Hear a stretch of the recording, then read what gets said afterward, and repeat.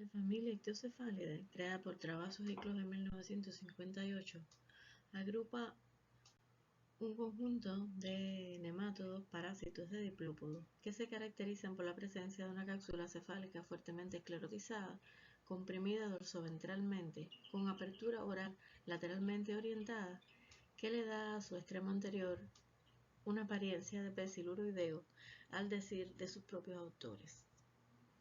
Estas especies no presentan un dimorfismo sexual muy marcado, ni morfológico ni morfométrico, excepto algunos representantes de uno de sus géneros, donde hembras y machos difieren en su talla corporal. Las espículas de los machos pueden ser isomórficas e isométricas o marcadamente anisométricas y anisomórficas, con esculturaciones o no, y el aparato reproductor de las hembras puede ser didelfo o monodelfo, con un divertículo vaginal en algunos de sus representantes. La familia está conformada en la actualidad por 4 géneros: Ictiocephalus, Artigas 1926, Paritiocephalus, Travassos y Clos 1958, Ictiocephaloides, Hunt y Sutherland 1984, y Cistrognathus de Hunt, Van Vanluck y Espiridonos del 2002. Los 2 primeros géneros se encuentran registrados para México, las Antillas y Brasil, y los 2 segundos en Nueva Bretaña, Nueva Guinea, Sulawesi y Vietnam, mostrando una distribución marcadamente gondwánica. En este momento en las Antillas se conoce la presencia de 8 especies de Ictiocephalidos: Ictiocephalus cubensis, Ictiocephalus espinosus, Ictiocephalus anafe, Ictiocephalus guaneguanico y Paritiocephalus closae en la isla de Cuba, Ictiocephalus victori, Ictiocephalus alayoi, Ictiocephalus anadenoboli en Puerto Rico, La Española y Guadalupe, respectivamente. En el caso de Ictiocephalus anafe y Ictiocephalus guaneguanico, estudios recientes han demostrado que constituyen sinónimos de Ictiocephalus cubensis, y Paritiocephalus closae constituye un sinónimo de Trachylosoides jimenoi. Ictiocephalus anafe y Ictiocephalus guaneguanico, a partir del material depositado en colecciones correspondiente a la primera especie y nuevos ejemplares procedentes de la localidad y hospedantes tipos de la segunda, permitieron apreciar las diferencias morfológicas y morfométricas que existían entre estas especies se encontraban dentro del rango de variación de Ictiocephalus cubensis. Además, la forma y extensión de las microtricas, la pronunciada desigualdad de las espículas y el número de papilas, con 11 a 14 pares preanales y 5 a 6 posanales, así como el característico patrón asimétrico y supernumerario de Ictiocephalus cubensis, demostraron la pertenencia de lo que fue descrito como especies diferentes a la especie descrita por Espiridonos en 1989. En el caso de Paritiocephalus closae, y a partir del material tipo examinado y nuevo material recolectado en idéntica localidad y hospedero, se pudo determinar la presencia de un aparato reproductor monodelfo en las hembras, sin divertículo vaginal, y labio anterior de la vulva formado por un pequeño lóbulo. Los machos presentan una cola corta y cónica, ligeramente arqueada ventralmente, con alas caudales y espículas isomórficas isométricas, con un patrón papilar, con 21 papilas pre y 23 papilas posonales.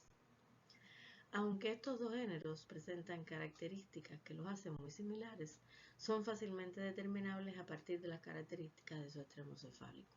En el caso de Trachylosoides, este extremo se encuentra lateralmente comprimido y la apertura oral dorso-ventralmente orientada, mientras que para Ictiocephalus, como el resto de los ictiocefálidos, el extremo anterior se encuentra dorso-ventralmente comprimido y la apertura oral lateralmente orientada. Esto unido al número de papilas y patrón papilar de 8 a 10 en Paritiocephalus y de 19 a 23 en Trachylosoides, la ausencia de la estructura en forma de lengua elongada en la faringe y de un labio anterior desarrollado en la vulva, características específicas del género Trachylosoides, además del carácter monodelfo del sistema reproductor de las hembras, confirman la pertenencia de Paritiocephalus closae al género Trachylosoides y a Trachylosoides jimenoi como sinónimo de esta especie. A partir de la prioridad nomenclatorial y del nomenclatorial de Paritiocephalus closae sobre Trachylosoides jimenoi, la nueva combinación se corresponde a Trachylosoides closae. En este momento en las Antillas tenemos entonces 5 especies de ictiocefálidos: Ictiocephalus cubensis, registrada en Rhinocricus duvernoi en Cuba, Ichthyoscephalus spinosus también en Cuba, registrada en Anadenoboli sagittatus, Ichthyoscephalus anadenoboli, parásita de Anadenoboli politus de Guadalupe, Ichthyoscephalus victori, en Rhinocricus parcus de Puerto Rico e Ichthyoscephalus balayoi en Aximobolus angustice de la Española. Las tres especies, Anadenoboli, victori y cubensis, presentan características comunes que las hacen muy relacionadas. Entre ellas, la estructura digitiforme que se encuentra en el ángulo de los labios de las mismas, que constituye un carácter único dentro de la familia y el género. Presentan además un patrón papilar supernumerario y asimétrico y espículas anisomórficas y anisométricas. Son fácilmente diferenciables a partir de la talla corporal, la longitud de las microtricas, la ubicación de la vulva en las hembras y la longitud de las espículas y el número de papilas presentes en los machos.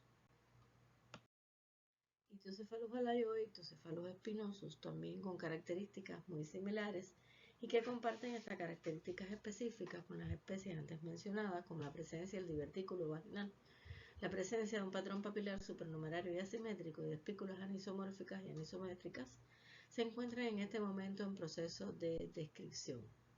A estas 5 especies ya mencionadas para la región de las Antillas, se sumaría la descripción de una nueva especie aún en proceso, lo que enriquecería el número de especies conocidas para este grupo en la región. Gracias. Se presenta el trabajo Calidad de agua mediante indicadores físico-químicos y biológicos en Río Cabadán, Cienfuegos, del colectivo de autores pertenecientes al Instituto de Ecología y Sistemática, al Jardín Botánico de Cienfuegos y al Instituto de las Ciencias del Mar en La Habana. Los ríos, como corrientes naturales de variable caudal, atraviesan diversas zonas en su paso hacia el mar, incorporándose las cargas tanto orgánicas como inorgánicas que van a hacer variables los niveles de eutrofización en el mismo. En aras de analizar la calidad de las aguas, el concepto ha variado desde un carácter puramente físico-químico hasta incorporar bioindicadores, organismos del ecosistema capaces de indicar condiciones en el mismo. Ejemplos son las cianobacterias y microalgas, las plantas, los macroinvertebrados y los peces. El río Cabagán, ubicado en el macizo montañoso Guamuel en la provincia de Cienfuegos, tiene su nacimiento en las alturas de Cuatro Vientos y su desembocadura al sur en Mar Caribe en Boca de Cabagán. El mismo no ha recibido, según las autoridades del lugar, pues intervenciones que analicen su calidad de agua. Por ello, como parte del objetivo 3 de la contraparte nacional del proyecto internacional Conectando Paisajes, se realizaron al sitio 2 intervenciones para realizar el diagnóstico de la calidad de agua de este río. La primera intervención realizada en mayo de 2019 coincidiendo con la época lluviosa y en febrero de 2020 con la época poco lluviosa. El agua se utiliza principalmente en la agricultura, también en la ganadería y con fines recreativos y turísticos. De esta manera, la influencia trópica asociada, la incorporación de fertilizantes y abonos químicos, el baño y el abasto animal son los principales focos contaminantes que se han apreciado en el área. Se establecieron 3 estaciones de muestreos. La primera en las cercanías del nacimiento, segunda zona media y tercera en cercanías de la desembocadura, ubicándose 3 puntos por estación en cada una de las intervenciones realizadas. Los 3 puntos de muestreo por estación se encontraban a una distancia aproximada entre 30 y 50 metros, recorriéndose entonces 100 metros aproximadamente en cada estación. Estos 3 puntos son diferentes en cada una de las intervenciones. En áreas de hacer un diagnóstico más abarcador, en la primera intervención se toman 3 puntos y en la segunda intervención 3 puntos que caen dentro de la estación, pero no son coincidentes. La toma de muestras se realizó entre las 11 y las 3 de la tarde. Para el análisis del fitoplancton se tomaron muestras integrales aleatorias, se tomaron directas en el acuatorio con frascos de 100 mililitros fijadas con formol al 3% en zonas principalmente lénticas. Para los macroinvertebrados se usaron red de arrastre, jamo entomológico, así como la recolecta manual.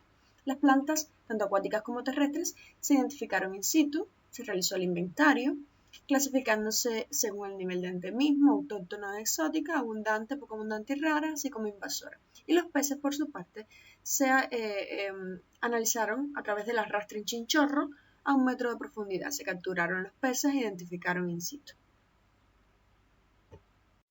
Las mediciones físico-químicas se realizaron a través del medidor multiparamétrico HANNA y con los parámetros oxígeno disuelto, pH, conductividad, total de sólidos disueltos y turbidez se calcula el índice de calidad de agua según lo propuesto por Brown et al. En 1970, posibilitando así cualificar el agua en excelente, buena, regular, mala o pésima. Los puntos muestreados en el 2019 se movieron entre la neutralidad y la basificación. La temperatura entre los 20 y 29 grados Celsius, con respecto disminuía la altura, pues aumentaba la misma. El oxígeno disuelto, el total de sólidos suspendidos y la salinidad fueron mayores en la estación número 2, que coincide con la confluencia de uno de los afluentes del río Cabagán, el Cabagancito, permitiendo así un recambio de las aguas, aumentando así el oxígeno disuelto, y el arrastre, pues permitiendo que se aumente las concentraciones de sólidos disueltos. De acuerdo a la concentración de oxígeno, pues se movía entre una liga y una alfa-mesosaprobia según Fonibeitías y Elica, con una clasificación de mala para entonces el desarrollo de organismos resistentes en el mismo. Para el 2020 entonces el pH se mueve sobre los 6 y la temperatura entre los 20 y 26 grados Celsius, aumentando igual con la disminución de la altura. El oxígeno disuelto, el sólido y disueltos y la salinidad pues fueron menores en la estación 2, que coincidía con una zona de baño turístico, y el oxígeno disuelto pues entre el olido y la betamesosaprobia, y única de mala igualmente para organismos resistentes. Las especies del fitoplancton determinan altos niveles de nutrientes, por ejemplo, del género Spirogyra, característica de niveles de nutrientes altos como fosfatos y nitratos en la estación 1. Para la estación 2 se encontraron pues diatomeas, que son características de una asociación planctónica, cianobacterias, características de zonas con cargas orgánicas de media a alta, como es el caso de las oscilatorias, que además son clasificadas por la UNESCO como productoras de toxinas. De aquí el interés sanitario que pueda tener esta especie. En este caso también se encuentran géneros como Spirogyra y Mogeotia, que son características de zonas marcadamente eutrofizadas en ríos. Además hay una clorofita, la cladófora, que es característica en zonas de betamesosaprobia. En la estación 3 se encuentran pues diatomeas y clorofitas, así como la planta acuática Myriophyllum, que es una exótica invasora y además fue abundante y es característica en zonas con marcada eutrofización. Para el caso de las especies terrestres tenemos un total de 82 especies en la estación 1, 117 en la 2 y en la 3 116 especies. Es apreciable cómo el nivel de endemismo es bajo en correspondencia a las exóticas. Se puede apreciar cómo en la estación número 3 pues hay un aumento de las exóticas. En este caso analizamos en el 2020 cómo el número de especies pues disminuye y el número de exóticas continúa siendo muy elevado. En la parte de los fitoplancton, pues ya en 2020 en el primer punto muestreado, en la primera estación muestreada fue muy pobre. En la estación 2 eran características las diatomeas y las cianobacterias, con especies muy encontradas en zonas con sustancias húmicas y de sales disueltas, características entonces de una mesotrofia bien marcada, como por ejemplo el Crococcus, el género Crococcus, y además la cladófora, que es una clorofita muy representativa de zonas betamesosapróbicas. En la estación número 3, pues también se encuentran especies con características de altos niveles de nutrientes. Por su parte, los macroinvertebrados, analizados por el BMWP modificado para Cuba, de acuerdo a la tolerancia de las familias de macroinvertebrados en los acuatorios, da una clasificación de aceptable en la estación 1, de dudosa para las siguientes dos estaciones. En el caso de los peces, el IBI para Cuba da una clasificación de mala en la estación 1 y de buena en las otras dos estaciones por la presencia de muchas especies introducidas en el caso de la estación.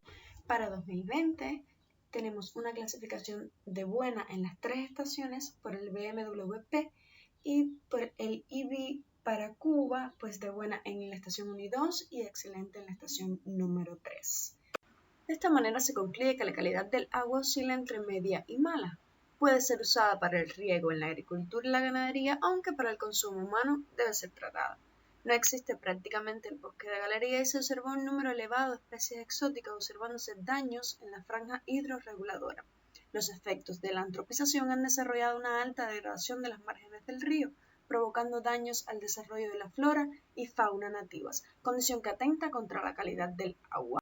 Por ello se recomienda restaurar la franja hidrorreguladora con vegetación típica y autóctona, fundamentalmente en la estación 3, proponer a los tenentes de esta tomar medidas inmediatas para la contención del suelo, disminuir el impacto antrópico, así como la presencia animal en el cuerpo de agua, permitiendo la restauración de su calidad y mantener el monitoreo de la calidad en aras de prever el deterioro que pueda atentar contra la salud humana y animal.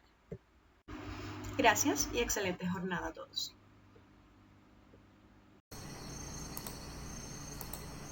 Buenas tardes, en esta ocasión les traigo esta investigación que lleva por nombre Evaluación de la interacción planta-murciélago para la conservación de la vegetación en la zona arqueológica del Tajín, Veracruz. Presenta una servidora especialista bióloga de Elena Gómez Reina. Se sabe que los quirópteros fitófagos son vectores sustanciales para la biología reproductiva de distintas especies vegetales debido a la dispersión y a la polinización. En distintos ecosistemas regeneran, mantienen, diversifican y estabilizan la vegetación. Es por eso que se han convertido en especies clave. Y bueno, con esto entendemos mejor el análisis de la estructura trófica de las comunidades, las interacciones entre las especies, el reconocimiento de los servicios ecosistémicos, la respuesta natural al cambio climático y las estrategias de conservación a seguir. Estos organismos bioindicadores se encuentran dentro de la selva mediana tropical supernifolia y en México se ha registrado solamente remanentes de selva mediana confinados a terrenos no aptos para la agricultura debido a que existe una gran pérdida de la fisionomía prístina de estas selvas. Sin embargo, dentro del patrimonio cultural de la humanidad de la zona de monumentos arqueológicos del Tajín se encuentra este ecosistema deteriorado en sucesión, impactado principalmente por razones antrópicas, por lo que faltan medidas de conservación y de restauración, por lo que este trabajo se dio a la tarea de investigar las especies clave para la conservación, evaluando las características ecológicas de la comunidad y las interacciones del murciélago-planta. Se sabe que Tajín tiene una amplia diversidad biológica, además de que es un patrimonio cultural de la humanidad, que es un polígono bastante extenso con 1.221 hectáreas, con un paisaje en modificación, remanentes de selva mediana supernifolia y vegetación secundaria. También se sabe que existe una alta tasa de deforestación debido a cultivos agrícolas de autosubsistencia, sistemas agrícolas de roza, tumba y quema, y la mancha urbana, que también ha traído como consecuencia el desplazamiento de distintas especies silvestres. Se ha registrado que los sitios arqueológicos son de reservorios importantes para la diversidad y en especial para los murciélagos, como lo señala Estrella y colaboradores, ya que son sitios importantes de conservación y refugio para estas especies indicadoras ambientales por ser lugares protegidos y enmontados. Nos pusimos como objetivo general determinar la interacción murciélago-planta en la periferia de la zona arqueológica del Tajín, Veracruz para la conservación de la vegetación. Los objetivos particulares fueron analizar la riqueza y abundancia de las especies vegetales de murciélagos frugívoros en la periferia de la zona, analizar las semillas que están interactuando con los murciélagos a través de la identificación en excretas. Identificamos también la interacción de las especies clave para la conservación y la restauración ecológica y se diseñó un catálogo de semillas sobre la interacción. El área de estudio se encuentra en México, al norte del estado de Veracruz, cerca de la ciudad de Papantla de Olarte, entre la Sierra Papanteca y la Sierra Madre Oriental. Se registraron 6 sitios de muestreo para el levantamiento de datos. En los materiales y métodos se constó de los meses de marzo a junio, con 12 noches de muestreo, con un total de 36 redes de niebla de 3 por 10 metros y un esfuerzo de muestreo de 72 horas. La fase de campo, en la parte de muestreo de murciélagos, se colocaron redes de niebla para el conteo de las especies nectarívoras y frugívoras, así como también se colocaron mantas plásticas debajo de estas redes para la recolección de las excretas y las semillas en este caso, y bueno, la recolección de la muestra y la relación del dato con el murciélago. También en el muestreo de las especies vegetales se realizaron 6 cuadrantes de 20 por 20 en donde se caracterizaron cada cuadrante conforme a su paisaje. Posteriormente estas muestras se limpiaron, se identificaron y se visualizaron al microscopio. Se realizó una identificación taxonómica mediante guías. En la fase de gabinete se hizo una comparación con distintos catálogos en donde se empezaron a capturar los datos para realizar 3 bases de datos, los cuales contuvieron información de los cuadrantes del muestreo de redes y información de las semillas para realizar los debidos análisis estadísticos, los cuales fueron reconocer la diversidad alfa, la riqueza específica y curvas de rango abundancia, así como la caracterización de la vegetación, las redes mutualistas de la interacción interespecífica. Los resultados señalaron que la familia Moraceae fue la más abundante, en donde se sabe que es una familia con mucha relevancia estructural para este tipo de ecosistema. Y bueno, también se sabe que la familia Moraceae cuenta con el género Ficus, el cual tiene una adaptación coevolutiva para la dispersión por tener cíconos maduros que son principalmente dispersados por mamíferos. Para las especies vegetales encontramos que Guasura unifolia fue la más abundante, la cual está registrada como una especie con potencial para reforestar zonas de selva degradada, y también encontramos abundante la especie Bursera cimaruba, que es un árbol multipropósito que ayuda también para las estrategias de la restauración que deben ser tomadas en cuenta de Tajín. Por su parte, Sabal mexicana es una palmera que se encuentra también abundante y bueno, sirve como refugio y sitio de percha para muchas especies de murciélago. Para las especies de murciélagos se registraron 155 individuos, 10 especies de murciélagos citófagos, 9 del gremio frugívoro y 1 del gremio nectarívoro. Sturnida parvidens y Artibeus jamaicensis fueron las 2 especies más abundantes, de las cuales Sturnida parvidens es un frugívoro pequeño de sotobosque, mientras que Artibeus jamaicensis es un frugívoro grande de dosel. También se encontró dentro de esta curva de rango abundancia que es una comunidad equitativa, ya que no existe mucha diferencia entre las especies más abundantes, y bueno, predomina el gremio de los frugívoros pequeños, lo que señala que bueno, la mayoría de estos especímenes se encuentran en el estrato medio. Solamente se encontró una especie nectarívora con baja abundancia, como lo fue Glossophoras soricina. 4 especies de murciélago fueron las que principalmente dispersaron semillas, y mayormente fueron semillas pioneras. Se registraron 4 especies de semillas pioneras dentro de las que fueron dispersadas y 5 tardías. La mayoría de estas especies están reportadas en el plan de manejo de Tajín. Bueno, para la red interespecífica tenemos 6 especies de murciélago y 9 de especies vegetales, en donde se encontró una subred que muestra que existe una alta relación y que mantienen estrecha estas interacciones debido a que diversifican y regeneran el ecosistema por estar dispersando especies tanto pioneras como tardías.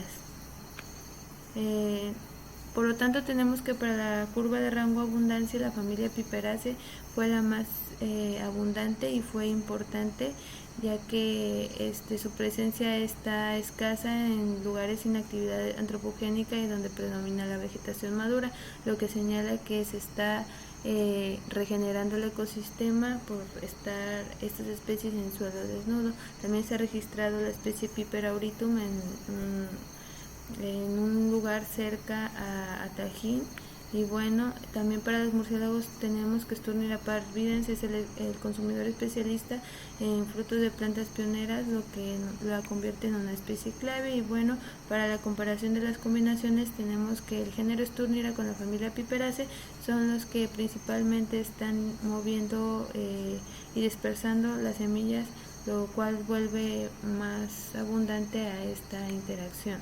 El género Sturnera es clave para este hábitat fragmentado de Tajín. Por lo tanto, obtuvimos como conclusiones que los murciélagos son de gran ayuda para la regeneración de estas selvas, ya que dispersan gran cantidad de semillas pioneras. Y bueno, la especie con mayor número de interacciones y alta cantidad de semillas es Sturnera parvidens. El género y la familia Sturnera Piperaceae tienen una interacción muy frecuente. Sturnera parvidens, que es un frugívoro pequeño, es abundante, al igual que Artibiosca maicensis, que es un frugívoro grande, lo que complementa los estratos del bosque y por tener sotobosque y dosel dentro de los estratos verticales. Bueno, pueden ser potencialmente diversificadoras del paisaje distintas especies que se registraron en esta investigación, como lo muestra la matriz de adyacencia. La diversidad de vegetación indica que existen diferentes especies potenciadoras para la restauración. Se encontraron 9 especies de semillas que fueron favorecidas en distinta proporción por estas interacciones en el gremio frugívoro dentro de la zona de monumentos arqueológicos. Se encontraron especies pioneras dispersadas por quirópteros, así como también especies tardías persistentes en esta evaluación. Es fundamental la investigación inmediata de estas interacciones de especies clave en regiones tropicales del país para fomentar la restauración biológica de patrimonios de la humanidad, como es la zona de monumentos arqueológicos del Tajín, con un enfoque de desarrollo sustentable, y con esto se puede proteger la poligonal y el potencial que tiene para ser declarada área natural protegida. Bueno, este Tajín se encuentra en un proceso de sucesión intermedia y bueno, en su mayoría se encuentra la vegetación secundaria. Sin embargo, esta se ve favorecida por la interacción de los murciélagos planta.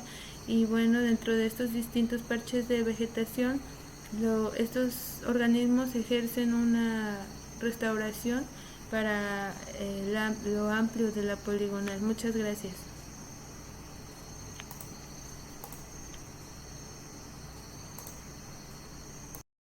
Muy buenos días. La ponencia que voy a presentar a esta 13ª Convención Internacional sobre Medio Ambiente y Desarrollo y al 8º Congreso sobre Manejo de Ecosistemas y Biodiversidad se titula Variación de los rasgos funcionales de macroinvertebrados acuáticos ante cambios espaciotemporales en quebradas intermitentes de Colombia. Los autores somos la doctora Magnolia Longo, investigadora y profesora de la Universidad Jorge Tadeo Lozano, y yo, Laura Castañeda, egresada del programa de Biología Ambiental de la misma.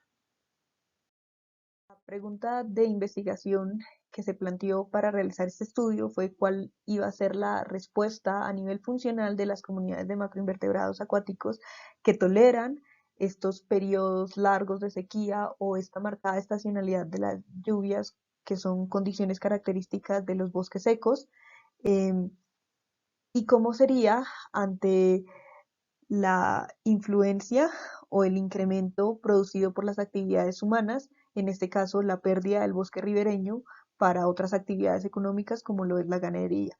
Más sabiendo que varios estudios han demostrado que la comprensión de la estructura comunitaria y en especial el papel que cumplen estos rasgos funcionales dentro del ecosistema nos facilitan el entendimiento de los cambios en la biodiversidad en relación a un gradiente de disturbio. El área de estudio fue la reserva privada llamada El Tambor, que queda en el municipio de Honda, departamento del Tolima, en Colombia. Esta reserva tiene características propias de un bioma de bosque seco y en ella se encontraban 2 quebradas, que son la quebrada Caimital y El Tambor. De ambas se delimitaron 2 zonas, una en la zona dentro del bosque y otra en las zonas de potrero. El bosque para la quebrada del Tambor era primario y estaba en un buen estado de conservación, mientras que para la quebrada Caimital era secundario y también estaba en un buen estado. Los potreros, por supuesto, no había bosque, no había una cobertura ribereña de las quebradas, Y además se realizaron 5 campañas de muestreo entre septiembre del 2018 y marzo del 2019. Los meses de septiembre y de febrero presentaban valores de precipitación total mensual de entre 30 y 60 milímetros, y estos se eligieron como los meses secos, mientras que los meses de octubre, noviembre y marzo se eligieron como meses de lluvias que presentaban valores de precipitación mensual más altos de 110 milímetros al mes. En cada sitio de muestreo se midieron 22 variables físico-químicas y se recolectaron por triplicado macroinvertebrados acuáticos de acuerdo a la especificidad de ellos a un nicho o a un hábitat. En los meses de sequía se recolectaron los macroinvertebrados manualmente debido a que no había un caudal, como se observa en esta fotografía, y también se escarbó en la arena hasta hallar el nivel freático. La clasificación taxonómica de los individuos recolectados se hizo utilizando estas, principalmente la de Domínguez y Fernández del 2019. También se consultó por taxónomos expertos, por grupos, y se seleccionaron los rasgos y sus categorías usando estos trabajos. Principalmente, los 13 rasgos que se eligieron eran los que en la bibliografía especializada estaban más relacionados con la sobrevivencia de los macroinvertebrados a la sequía. Estos 2 primeros rasgos se midieron en el laboratorio con una reglilla. Estos siguientes 5 fueron consultados en bibliografía especializada. Estos 4 se consultaron en bases de datos de Estados Unidos, Bolivia y Europa. Y estos 2 últimos, el tipo de alimento y los roles tróficos, se consultaron en el trabajo de Longo y Blanco del 2014 y del trabajo de Osa de julio del 2019, quien realizó un análisis de contenido estomacal para muchos de los grupos encontrados en este estudio. Los datos recolectados se analizaron mediante este análisis de coinercia RLQ, que requiere 3 matrices. La primera matriz, que es esta de rasgos por taxón, contiene información de la afinidad y de la presencia y ausencia de cada rasgo de acuerdo al taxón. Está codificada bajo esta lógica difusa. La matriz de variables ambientales fue estandarizada y posteriormente se le realizó un análisis de coinercia que hizo que se redujeran de 22 variables cuantitativas a 9, que son estas que se muestran. Y finalmente, la matriz de abundancia de los taxones, que contiene las abundancias relativas. A cada una de estas matrices se le realizaron estas técnicas. Entonces, a la matriz de variables ambientales se le realizó un análisis de Hill-Smith, a la de abundancia relativa se le realizó un análisis de correspondencia, y esta matriz de rasgos un análisis de componentes principales.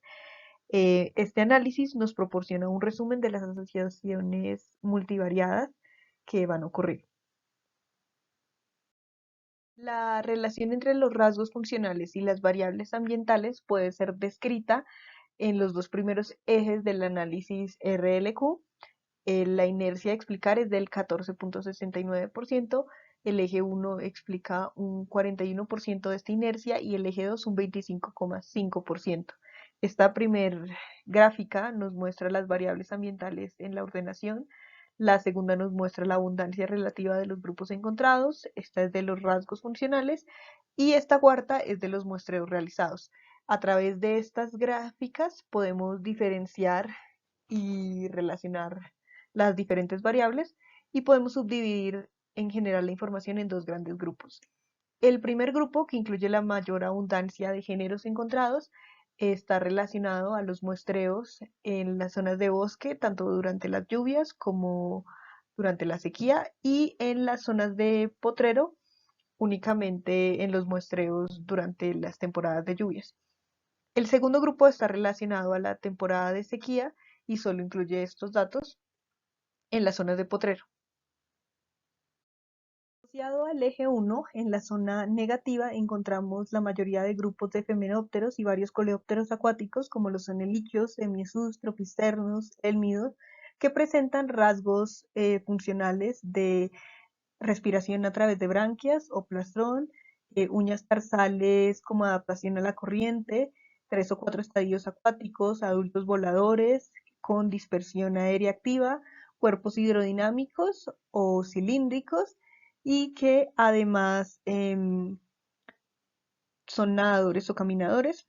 Estos se relacionan con las variables ambientales nitrógeno y fósforo total, la conductividad, la humedad, el oxígeno disuelto y se relacionan con los hábitats de rápidos en zonas de bosque secundario durante las lluvias. En la zona positiva podemos encontrar varios grupos de hemípteros patinadores que tienen como rasgos la locomoción de ese estilo, patinar o caminar sobre la superficie del agua, que son tipo predadores y que además respiran a través de espiráculos. Estos están asociados a las variables temperatura del agua y del ambiente y al hábitat de agua superficial. En el eje 2 podemos separar entre temporadas hidrológicas, temporada de sequía y de lluvias, y entre zonas de potrero y bosque. Encontramos algunos grupos como Philoicus, Ancilidae, Crambidae, Limnocoris, Chironomidae, Simulides, algunos efemerópteros como Caenidae, que están relacionados a la hojarasca, relacionados a los hábitats en hojarasca, al carbono orgánico disuelto, la turbidez y los hábitats de pozos, y que tienen como tal rasgos asociados a la hojarasca, ya sea que la usen como alimento, que la usen como lugar de refugio para construir galerías o capullos, o que usen este hábitat para buscar presas. En la zona positiva encontramos algunos grupos de coleópteros terrestres o estos hemípteros semiacuáticos que presentaban rasgos como que no tenían adaptaciones a la corriente ni de sobrevivencia a la sequía, que presentaban espiráculos como método de respiración, eran predadores y además están relacionados a las zonas de potrero en la sequía y a los hábitats como arenosos. Bosque en un buen estado de conservación demostraron ser refugio para las comunidades de macroinvertebrados acuáticos. No se evidenció realmente un cambio en la estructura funcional de ambas comunidades. Los rasgos presentes en una eran similares a los de otros si comparábamos entre temporadas de lluvias. Si comparábamos entre temporadas de sequía, habían unas diferencias, dado que el flujo superficial de agua en las zonas de potrero desaparecía, no se evidenciaba y esto era colonizado por algunos organismos terrestres. Entonces, habían diferencias en esa estructura funcional, pero en cuanto la temporada de lluvias comenzaba, el flujo de agua de nuevo arrastraba material orgánico y rocas que permitían a las comunidades de macroinvertebrados colonizar nuevamente estas áreas y que facilitaban el que la comunidad no se modificara funcionalmente.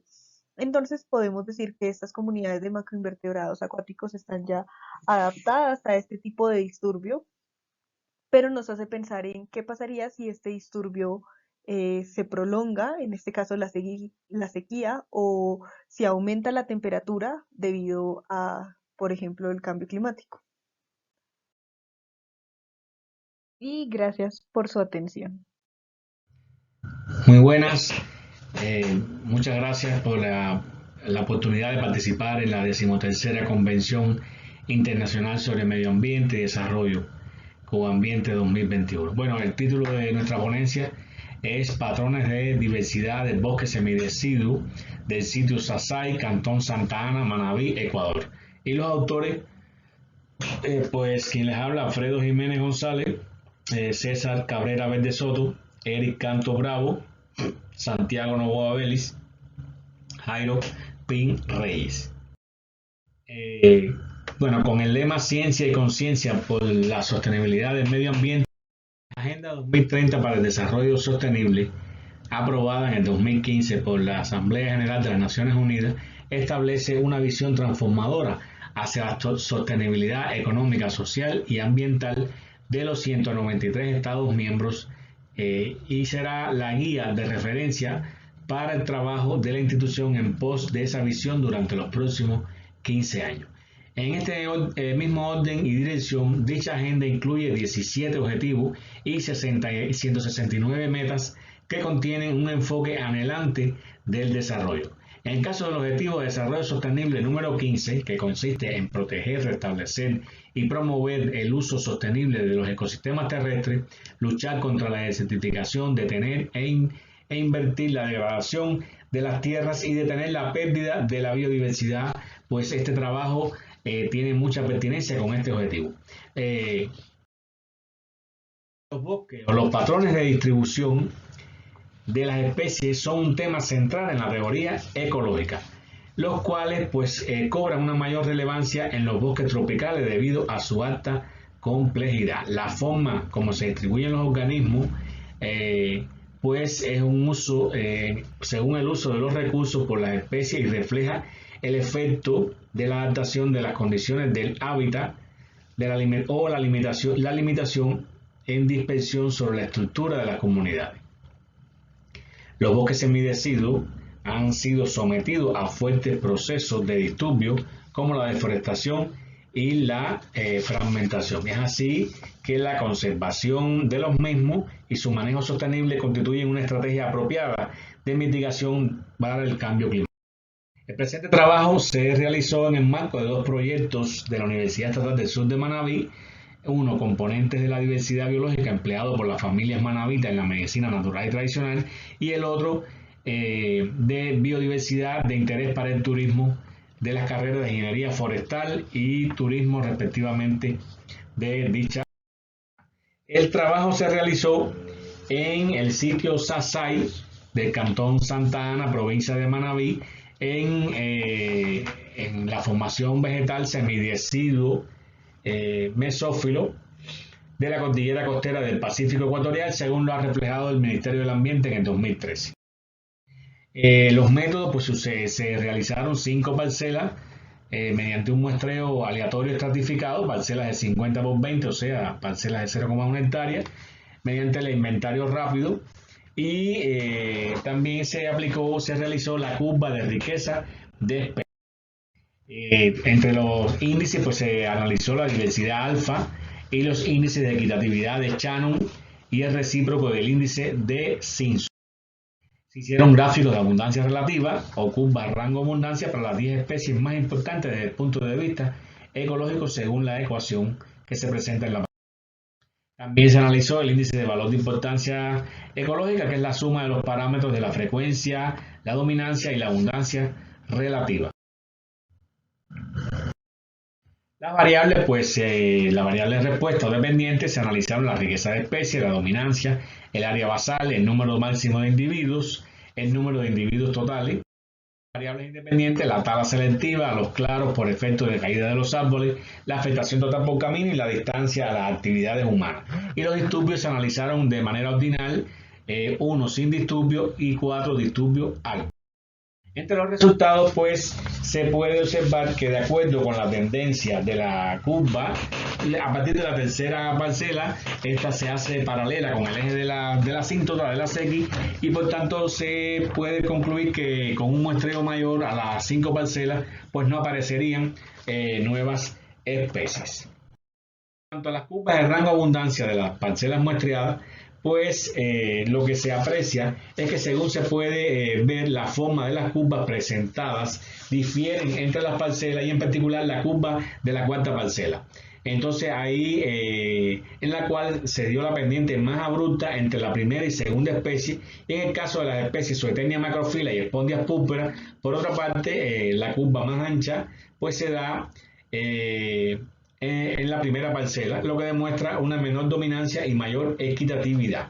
En el caso del índice de valor de importancia ecológica, pues se puede observar que las especies con mayor valor para los índices es Zoeternia macrofila, Coclospermum vitifolio y Leucaena leucocéfala, en tanto que con la especie con menor valor desde el punto de vista ecológico resultó ser Gyrocarpus hatrofifolius. Entonces los parámetros que más incidieron en estos resultados son la dominancia y la abundancia relativa. En el caso del dendrograma, pues la similitud entre parcelas resultó en general del 60-69%. Las parcelas que mayor similaridad mostraron son la parcela 1 y la parcela 5 y 3, en tanto que las parcelas 2 y 4 se agrupan muy cerca con más del 60% de similaridad. La clases diamétricas, la clase número 1, que con 125 individuos, demuestra que en la medida que aparezcan individuos en los estratos inferiores, pues mayor será mejor será la sucesión en el bosque. Estuvieron representados en su mayoría por disturbios leves y disturbios moderados, en el caso de la parcela 3 con la tala selectiva, que es el mayor disturbio. Para el caso de los disturbios, se ve que el disturbio leve en las parcelas 1, 2, del disturbio parcial natural producido por claros de caída de árboles debido a los vientos, y en el caso del disturbio total por tala y quema, pues las parcelas 3 y 4. La tala selectiva, pues es la que más tiene, en el caso de la parcela 3, ese disturbio moderado. Como conclusiones, pues el bosque semideciduo del recinto Sasay resultó con baja diversidad, evidenciado por el alto grado de intervención por la comunidad del mismo sector. Los patrones de diversidad evaluados demuestran que la modificación de la estructura del bosque semideciduo sí incide sobre las poblaciones de especies arbóreas. Y como otra conclusión, pues los factores de perturbación encontrados dentro del bosque son la tala selectiva, la extracción de madera, leña, así como la caída de árboles por vejez, mismos que constituyen los factores que históricamente han venido alterando la dinámica de la regeneración y la composición del bosque, provocando así principalmente la escasez de especies de importancia económica. Muchas gracias por la oportunidad de participar en esta prestigiosa convención.